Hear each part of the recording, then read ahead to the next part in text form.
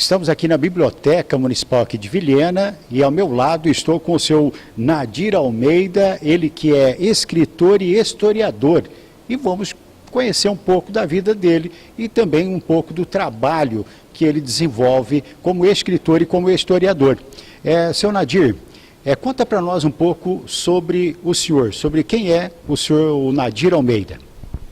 Bom, eu sou um contador de história, né? E chegou uma certa época, eu inventei de escrever as minhas histórias, né? Isso aí já é de berço, desde os 13 anos, que eu fazia o primário, né? Lá no Rio Grande do Sul, e eu tinha facilidade de escrever. Então a professora da época dizia que eu ia ser um jornalista. E lá no meio do mato, sei lá o que era jornalista, né? Mas eu sabia que tinha uma ligação, quem escreve jornal é jornalista. E daí, na época, eu tinha facilidade de escrever, assim, fazer composição na época, redação, né?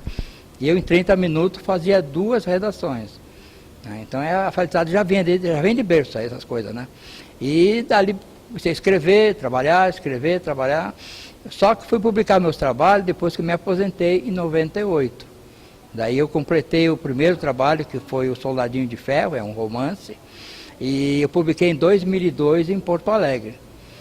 Mas eu já havia passado em 70 aqui por Vilhena. Eu estive aqui em 70 e voltei para o Sul em 72. Na época era aventureiro, era garimpo, eu trabalhava em madeireira, né, morei com os indígenas, morei com os índios, Nambiquara, e me deu um livro, Terceiro Igarapé. Então voltei para o Sul em 1972, aí casei, criei meus filhos e lá fazia um frio lascado, né? Quem conhece o Sul sabe disso. De qual cidade do Sul? Eu nasci em Giroá, me criei em Santo Ângelo, cidade no interior, né? 400 quilômetros de Porto Alegre, na fronteira com a Argentina. Nasci em Giroá, me criei em Santo Ângelo e com 18 anos vim para Porto Alegre. Ainda concluí o ginásio, fiz o 2º grau e mais tarde fiz a faculdade de História, né? E, então, em 2002, eu publiquei meu primeiro livro. Em 2002, O Soldadinho de Ferro. É uma experiência que eu vivi em 1964, na ditadura militar. Eu fiquei 5 anos no Exército, e aí me convidaram para ir embora, para sair do Exército. Aí eu aceitei a convite e saí, né? Porque nós tínhamos lá dentro do Exército, tipo jornalzinho, né? Eu estudava no Júlio Castilho, um colégio bastante polêmico lá em Porto Alegre, né? E então aquele pessoal lá tinha problemas, né? Porque não podia contrariar as regras da ditadura, né? Todo mundo sabe, ditadura é ditadura. E nós, historiadores, no caso eu já nasci historiador, né? Mas eu tinha ideias, escrevia sobre outras coisas também, né? E todo o trabalho que eu escrevia era considerado como subversivo, né? Então eu fazia poesia, escrevia contos, crônicas. Eu era secretário do clube, digamos assim, da entidade estudantil, né? Lá no Julinho. Quem conhece o Júlio de Castilho, em Porto Alegre, é a maior escola estadual do estado.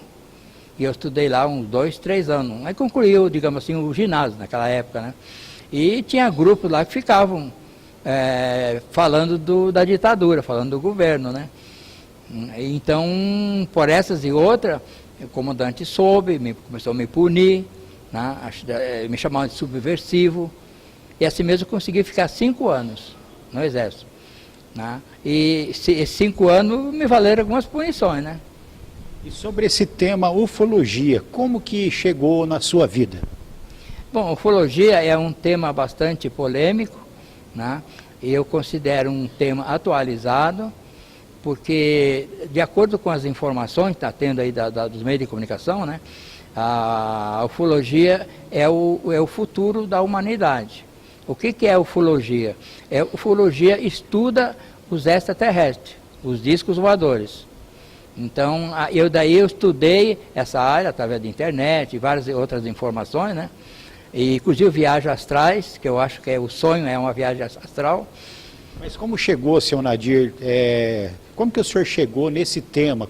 Quando que isso surgiu na sua vida? Foi lá na adolescência? Foi já na faculdade? Como que o senhor começou a ver a ufologia? Na verdade, a ufologia é a história da humanidade, né? Só que é contada de várias maneiras.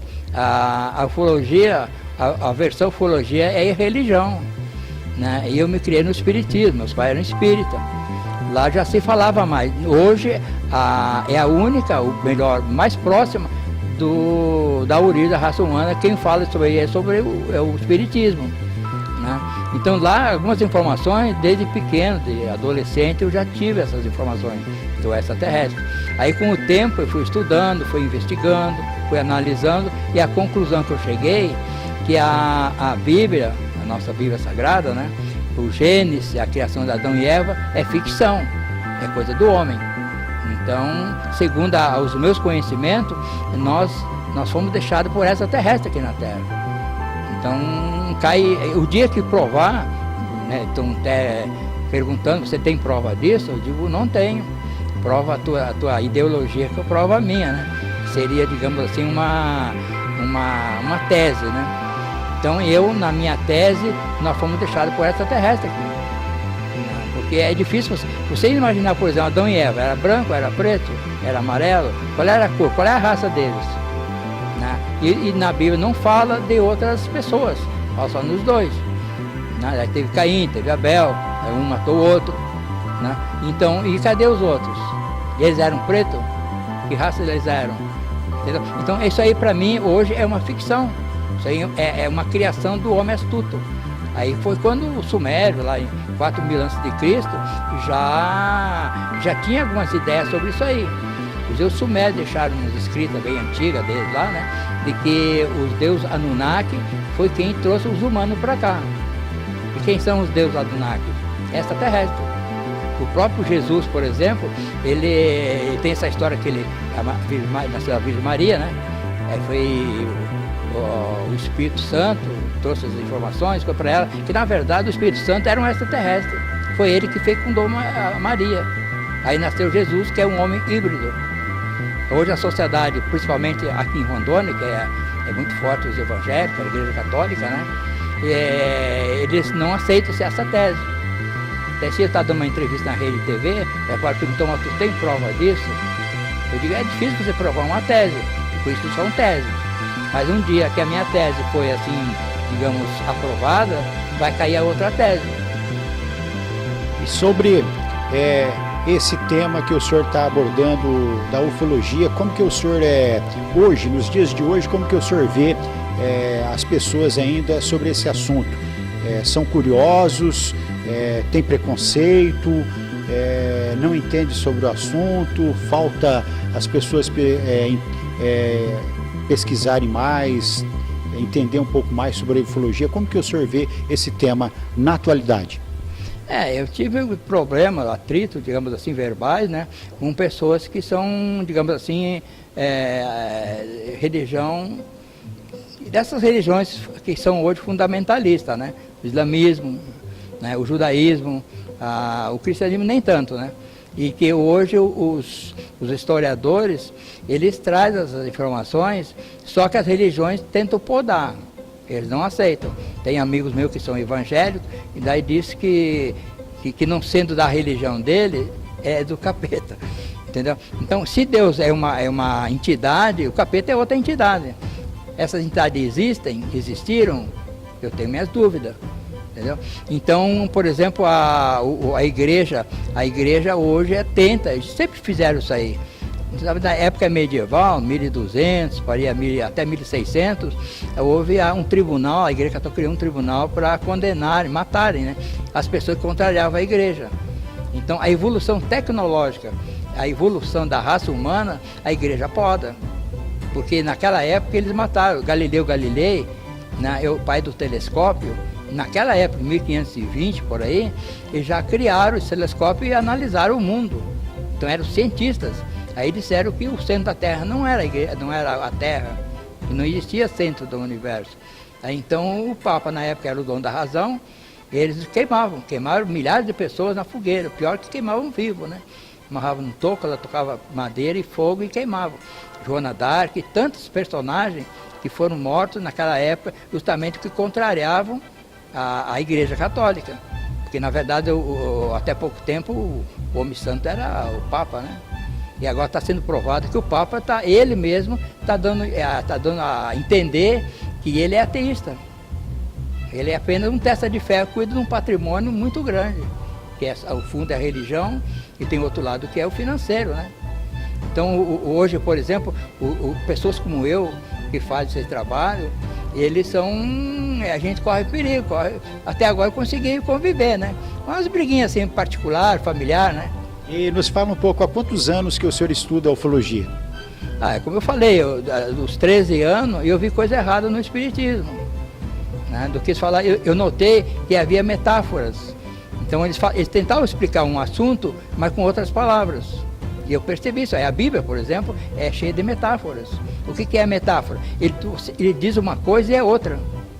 Então essa história do Adão e Eva, de Jesus, enfim, toda essa grande parte que é o Gênesis, né, a criação do mundo, é escrita em metáforas.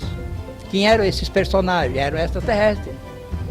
Então, quando comprovar isso aí que está próximo, comprovar de que Adão e Eva é uma ficção, e quando os extraterrestres virem aqui e der realmente essa comprovação, aí caem as religiões. Por que até agora não consegue subir esses pessoas como eu, por exemplo? Entendeu? E por que não consegue? Eles podem, muita gente. Está cheio de ateístas na Terra, no Brasil mesmo, tem personagem importante, mas não se manifestam. E o senhor pode falar algum desses personagens que tem no Brasil? Tem, o Boixá. O Boixá é um deles que faleceu, caiu no acidente de helicóptero. O Fernando Henrique Cardoso também é ateísta, mas quem sabe? Eles têm uma preocupação, porque essas pessoas, por exemplo, eles se tornaram importantes na história do Brasil. Entendeu? E tantos outros, tem por aí como é que chama? Tantos escritores da época antiga eram tudo ateístas. O senhor falou que começou aos 13 anos a se interessar pela ufologia. Hoje o senhor está com quantos anos? Eu estava falando com os alunos ali, que eu disse que eu comecei a fumar com 20 anos, né? Fumei até os 50. Né? Já faz 25 anos que eu não fumo. Que idade eu tenho? Então, 75 anos de história, né? E, claro, a gente convive por aí. Eu já morei em 10 estados do Brasil, eu já visitei todos os países daqui fazem limite com o Brasil. Eu estou vendo aqui que o tema desse livro do senhor aqui é Os Deuses Eram Astronautas. Como que o senhor chegou nesse tema? Na verdade, existe um livro escrito e publicado, digamos assim, do Eric, em 1980, não lembro bem, e eu li esse livro naquela época. Ele tem, só que o livro dele é uma pergunta: eram os deuses astronautas? Eu estou respondendo agora, os deuses eram astronautas. Estou dando a resposta ao livro dele. Ele fala esse assunto, muita coisa que eu tirei, que eu tenho aqui, é do livro dele. Ele fala dos extraterrestres que vieram na Terra, isso aí há milhares de anos atrás, que vieram com a inteligência zerada. Tem alguma forma assim, física que o senhor chegou na conclusão que esse local foi visitado por extraterrestres? Tem algum ponto assim que nos seus estudos o senhor chegou nessa conclusão? Tá cheio. Fala um para nós. Tá. Aqui no Brasil tem algum? Tem. Aonde, por exemplo? Na Amazônia estão descobrindo pirâmide. Né? E essas pessoas, por exemplo, aconteceu um fato lá de Varginha, né? Em Minas Gerais, 1996 me parece, 94 por aí. E o que aconteceu? Os homens de preto, que na verdade não se sabe até hoje quem são os homens de preto, se é de uma organização americana ou são extraterrestres. E eles vieram ali, existe um código de ética entre chefes de Estado.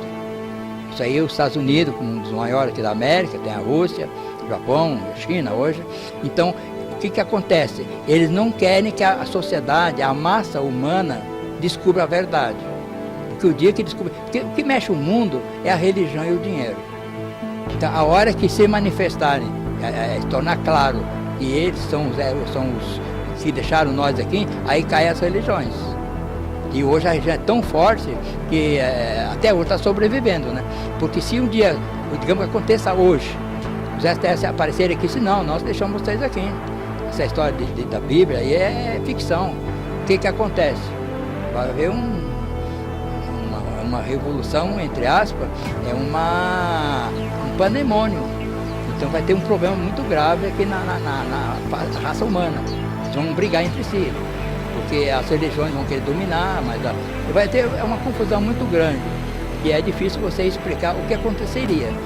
Mas está para acontecer um fato, né, está na Bíblia, inclusive, no Apocalipse fala sobre isso aí, né? Só que não vai acontecer como está escrito lá na Bíblia. Qual é esse? Né?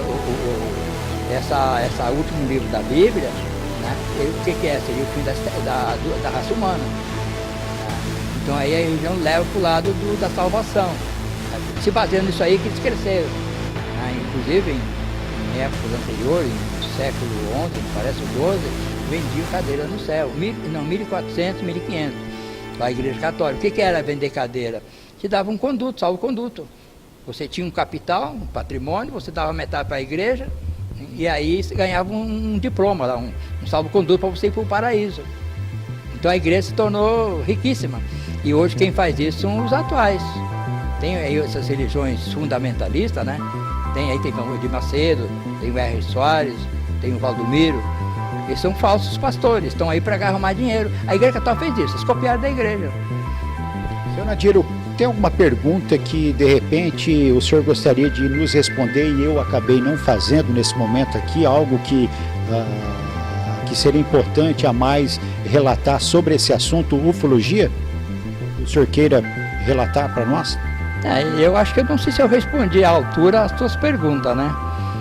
Porque a raça humana, por exemplo, você começou zero, talvez 10 mil anos atrás, não se sabe, mas a Terra já tinha sido habitada por extraterrestre.